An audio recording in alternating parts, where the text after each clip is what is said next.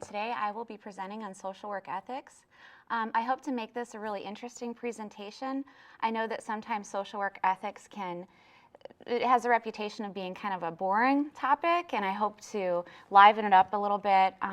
Part of that, I think, is giving the audience some information about the history of social work ethics to understand, in order to understand where we are right now, we have to understand where we came from.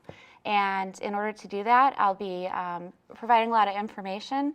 I'll also be doing a role play, number of role plays with a colleague, and hopefully that will make things more interesting and useful to you as the audience. I'm a licensed independent social work supervisor with the state of Ohio. I have 8 years of experience as a social worker, more before that as a graduate student for internships. I work at Step by Step Academy.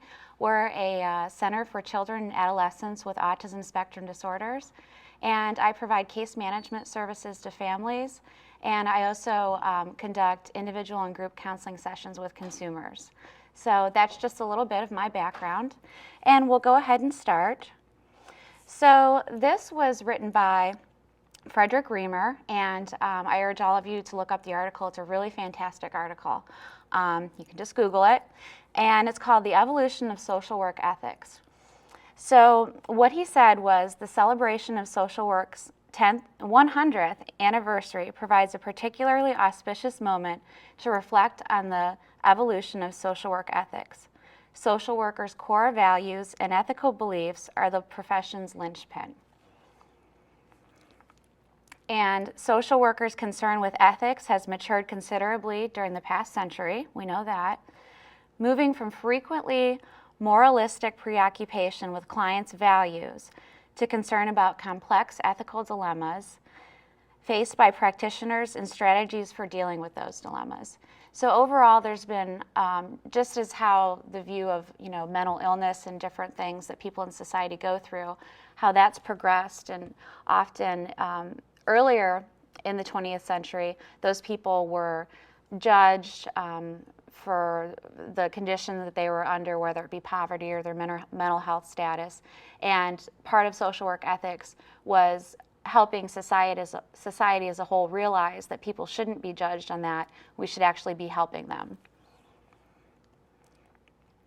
So the 4 major time spans for social work ethics, sometimes they overlap, but in general, the morality period, the values period, the ethical theory and decision-making period, the ethical standards and risk management period.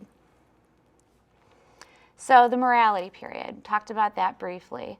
The concern about morality of the client, more concern about that than the morality and ethics of the professional. So if you've ever seen old video clips or pictures about state hospitals, and if you saw some of the conditions that the patients were under, there was really more of a focus on those people being viewed as the sick ones, and not too much thought about what the professionals were doing.